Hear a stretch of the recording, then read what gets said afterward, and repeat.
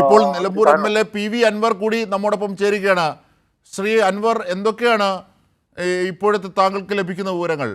എങ്ങനെയാണ് രക്ഷാപ്രവർത്തനം പുരോഗമിക്കുന്നത് കൂടി ഏറ്റവും പുതിയ വിവരങ്ങളൊന്ന് അറിയിച്ചാൽ. നിലമ്പൂരിനെ സംബന്ധിച്ച് മഴ കുറച്ച് കുറഞ്ഞിട്ടുണ്ട്. അതുപോലെ തന്നെ പുഴയിൽ വെള്ളം നന്നായിട്ട് ഇറങ്ങിയിട്ടുണ്ട് നിലമ്പൂർ ഭാഗങ്ങളിൽ. അപ്പൊ അതിന്റെ ഭാഗമായിട്ട് ഇപ്പൊ പ്രത്യേകിച്ച് പ്രതിസന്ധികളൊന്നുമില്ല.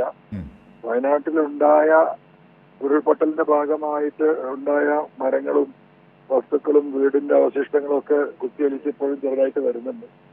9 ബോഡിയാണ് ഇപ്പൊ അതെ 9 ബോഡി റിക്കവർ ചെയ്തു.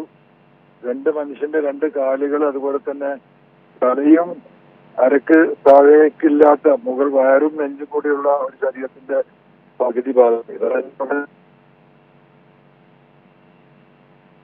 അങ്ങനെ മൃതദേഹങ്ങൾ പല അവസ്ഥയിലാണ് ഒഴുകി ഈ നിലമ്പൂർ ഭാഗത്തേക്കൊക്കെ എത്തുന്നത്. ഇതിന്റെ ആഘാതം ബോധ്യമാക്കുന്നതാണ് അല്ലേ ശ്രീ അൻവർ? തീർച്ചയായും PV അൻവറാണ് അവിടെ നിന്നും നമ്മളോട് കാര്യങ്ങൾ വിവരിച്ചു കൊണ്ടിരുന്നത്.